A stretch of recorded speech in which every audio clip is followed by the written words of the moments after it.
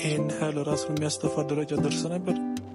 አዎ ረሃብ ሰው እንደሚገል ሁሉ እኔም በሰው ረሃብ ነበር ለሞት የነበረው። የዛን ሰዓት ምን አይነት ስሜት እንኳን እንደሚሰማኝ አላውቅም ነበር። ያንን ስሜት መቋቋም ስላቃተኝ ነበር ራሴን ላጠፋ የነበረው። እኔም ሰማው ከአይምሮ በላይ እየሆነብኝ ነው። ማመን እየከበደኝ። ስንቱን ታዘብኩት ጓደኛዬ፣ ስንቱን አየሁት፣ ስንቱን ትክክለኛ ባህሪ አየሁት። ግን ለምን አንተ ከማናችንም ቀድመህ አልፈውልህ እንኳን ተለወጥክብንም ነበር።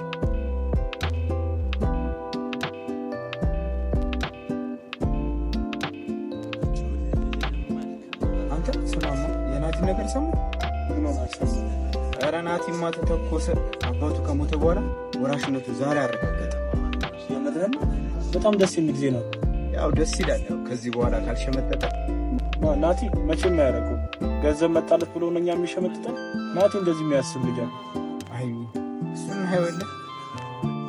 ግን እኔ ሰው ብር ሲያገኝ ለምን እንደሚለወጥ ግራ ነው የሚገባው። አቤት እኔ ግን ብር ያገኘው ቀን ፈጣሪ መቼም እንደማልለውጥ እርግጠኛ ነኝ።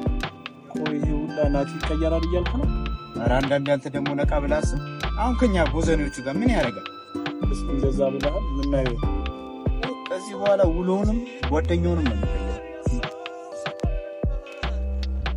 በፊት ትለወጣለህ የሚለው አንተ ነበር። አንተ ግን አልተለወጥክም። እሺ ችግር የለውም። ስራ ላይ ሆኜ ነው። እደውልልሃለሁ፣ አሳውቅሃለሁ። እሺ ይሄች አሁንስ ስለ ችግር የሚያወራ ሰው መስማት ነው የሰለች። በተለይ በዛ ናቲ የተነሳ ማንም ሰው ስለ ችግር ሲያወራ እንዴት እንደሰለች። ይልቅ እኔ የምጠይቅህ ቆይ ፍሬን እስከ ጋብቻ ድረስ ነው እንደምትፈልጋት? ማለት እንዴት ጠየቀኝ? በጣም ረጅም ጊዜ አብራት ሆንክ ብዬ እኮ ነው። በዛ ላይ የምትፈልገውን ነገር ሁሉ ነው የምታደርግላት። መቼስ ሲሆን እንክብካቤ እስከ መጨረሻው በእጅ ለማስቀረስ ነው የሚመስለው። አይምሰልህ። እኔ እንዲህ በቀላሉ የምታደን ሰው አለ። በዛ ላይ አትመጠነኝ። ይኸውልህ አሳን ስታጠምደው በባዶ ሳይሆን የሚበላውን ሰጥተን እኔም ለእሱ ያወጣሁትን በእጥፍ አድርጌ ስለመቀበላት። ቆይ እንዴት ሆኑ? ይኸውልህ እኔ እሷን የቀረብኳት እናቷ ስትሞት 20 ሚሊዮን ብር የሚያወጣ ቤት አወርሰዋት ነው የሞት። ፍርድ ቤት ያላለቀ ጉዳይ ነበራት። ይህን ሰሞን ግን ሁሉም ነገር ያልቃል። ከዛ በኋላ የእኔ ስራ ይጀመራል ማለት ነው። ቆይ ግን ይሄ ግፍ አይደለም? በስብ ምኑ ነው ግፍ? ሰው ሁሉ ሀብታም የሚሆኑ ዝም ብሎ ነው የሚመስላል? ኖ አይደለም። ልብ ብለህ ከሆነ ብዙ ሀብታሞች ሊስትሮ ነበርኩኝ፣ ወዛደር ነበርኩኝ፣ ከዛ ይኸውልህ 2 ፎቅ አለኝ ይሉና መሀሉን አይነግሩህም። ይሄ ማለት ደግሞ ከማይነገሩት መሀል ውስጥ አንዱ ነው። አሁንም መሀሉን ምነግረህ አንተ ስለሆንክብኝ ነው። ግን እንደኔ የግፍ ብር ቢቀርብ ነው የሚሻለው። መጨረሻ ላይ መዘዝ አለው። ይኸውልህ ብር እስካለ ድረስ ምንም ሊያስጨንቅ አይገባም። መዘዝ ምናምን ሊያሳስብ አይገባም። ገንዘብ ደስታን ብቻ ሳይሆን የማይገዛው ነገር የለም። ብቻ በየትም ይሁን በምንም ገንዘብ ብቻ ይኖራል። ጓደኛዬ አሁን የተረዳሁት ገንዘብ ሰውን አይገዛ፣ ከገዛ ግን አእምሮውን ተቆጣጥሮ በጭንቅላት ሳይሆን በብር እንድታስብ ያደርጋል። ብር ኖሯቸው ማይሰስቱ ሰዎች ብር ያልገዛቸው ሰዎች ናቸው። ብር የገዛቸው ሰዎች ደግሞ ስለ ብር እንጂ ስለሌላው ግድ የላቸው። እንደውም አሁን ካለው ይልቅ የሌለው ካለችው ላይ ይሰጣል። የዛለት ተኝቼ ስነሳ በጣም ራስ እንደዛለት ርቦኛል። እጄ ላይ ደግሞ ያለው 10 ብር ብቻ ነበር። አለደጂ ኪሴነ እናት ዳቦ አለ፣ አንድ ዳቦ ስጪኝ። መልካም ውለታ ስለሰው በችንገላታ ከሌለ አለሽ እንዴ?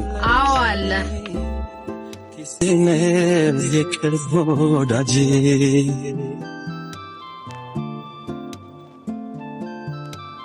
ሻለኩ። አይ ብር ስለሌለኝ ነው። ውሃ ከምትለኛ ጠይቀኝም ነበር። ችግር የለው። ኧረ አይሆንም። ቢገጥመው ባልታሰበ ቢጎድል ጎዶ ማጀት እርሾ ቢጠፋ ከቤት ጨዋታዋችን ከሰው ወዴ እንዳታስበሰው ጨዋታዋችን ከሰው ወዴ እንዳታስበሰው። የዛኔ በጣም ነበር የገረመን። አስቡ፣ ዳቦና ሻይ ትርፉ ሳንቲም ቤት ነው። እሷ በዛን ሰዓት ስለምታጣው ዳቦና ሻይ ሳይሆን ስለኔ መራብ ነበር ያሰበችው። ከዚህ በኋላ እኔ ጓደኛ አለሁልህ። ከፈጣሪ ጋር ሁሉም ነገር ይስተካከላል። ደግሞ ከዚህ በኋላ ስትጨነቅና ስታዝን ማየት አልፈልግም። ደግሞ እንደ በፊቱ ተደስተህ እንድትኖር ነው የምፈልግ። አሁን ማድረስ ያለብኝ ካለ ግዴታ መሄድ አለብኝ። ግን ነገ 4 ሰዓት ላይ እንገናኛለን። ስደውልልህ ቤት ትመጣለህ? እሺ እመጣለሁ። አንተ ምን እንደምላላቅ በወደኩ ሰዓት እጄን ይዞ የሚያነሳኝ ጓደኛ እንዳለኝ ሳስብ እንደ ትልቅ ነገር ነው እየተሰማኝ ያለው። ደግሞ ጀመረ። በልና ተነስ። ማና ለደጂ ኪስሜ ቆይ በምን ሀብታም እንደሆነ ግን ታውቃለህ? ለእኔ ያለኝ አጎቱ የሆነ ብር ሰጥቶት የሆነ ቢዝነስ እንደጀመረ ነው የነገረኝ። አየህ ዋሽቶሃል። አጎቱ ብር ሰጥቶት ሳይሆን በግፍ ብር ነው ሀብታም የሆነው። ከሴቶች ብር በማጭበርበርና በማታለል ነው ሀብታም የሆነው። ምን? አዎ በተለይ አረብ ሀገር ያሉ ሴቶች በማደን ፍቅር እያስያዘ ብር ይቀበላቸዋል። ከዚህ ውስጥ እህቴ ለአመታት አረብ ሀገር የለፋችበትን ብር አንድ ሳያስቀርሱ ነው የወሰደባት። አንድ ብር 1 ሳንቲም ሳትይዝ ነው የመጣችው። በዚህ የተነሳ በብስጭትና በንዴት በሽተኛ ሆና አልጋ ላይ ነው ያለች። ቆይ የምርሽን ነው? ለእህቴ ትልቅ ተስፋ ሰጥቷት ነበር። እንደምትመጣና እስከምትመጣ ድረስ የምንኖርበትን ቤት አስተካክዬ እጠብቅሻለሁ ብሏት ነበር። ያላትን ሁሉ ነበረ የምትልክለት የነበረው። እሱ ይቅርና ከኔ በላይ በጣም ነበር እሱን የምታምነው የነበረው። ገንዘቧን እንኳን እሱ ጋር ነበር የምታስቀምጠው።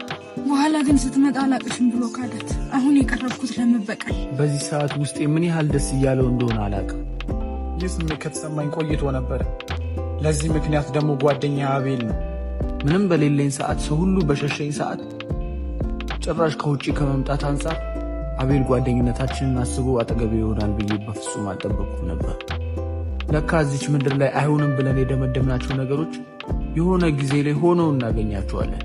ግን ሆነው የሚገኙት ታግሰን ከጠበቀን ነው። ለእኔ አቤል አንድ ጊዜ ማውራቱ ብቻ በቂ ነበር።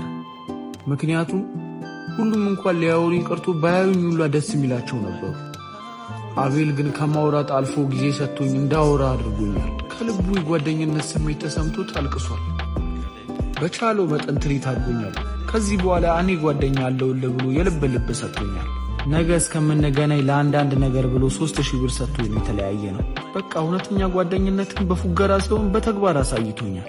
በቾል መልካም ውለታ ስለ ሰው በችንገላታ ከሌለ ማና ለደጂ ኪሴን የቅርብ ወዳጅ በቾል መልካም ውለታ ስለ ሰው በችንገላታ ከሌለ ማና ለደጂ።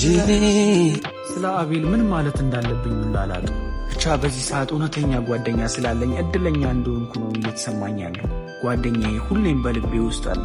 ነገ 4 ሰዓት ለምን እንደቀጠረኝ ባላውቅም ግን እስኪደርስ ጓጉቻለሁ። እሱ አሁን በሱ ቤት እኔን ያጠመደ መስሎታል፣ ግን ተሳስቷል። እኔ ነኝ ያጠመድኩት። ቀላል ሰው አይደለሽም። ሙሉ በሙሉ ወጥመድሽ ውስጥ አስገብተሽዋል። ምን ጥያቄ አለው? አንተ ጠይቀኸው እንደዛ ሲል በደንብ ነው ያረጋገጥኩት። አሁን ትንሽ ጊዜ ብቻ ነው የምፈልገው። ከዚህ በኋላ ምንድን ነው የምታደርጊው? ባሰብኩት ነገር እርግጠኛ ልሆንና እነግርሃለሁ። እሺ። ቆይ አንተን ምን አድርጎህ ነው? የዛን ጊዜም ንገረኝ ስልህ ሌላ ጊዜ አልከኝ። እኔ እስከዛሬ የዚህ አይነት ሰው አይመስለኝም ነበር። ባለፈው ፍጹም ማልጠብቀውን ነገር ሲያደርገኝ በጣም ነው የገረመኝ። የፈለገ ነገር ቢሆን እኔ ላይ እንደዚህ ያደርጋል ብዬ አልጠበቅኩም ነበር። አሁን ድረስ ማመን ሁላ ነው ያቃተኝ። ምንድን ያደረገ?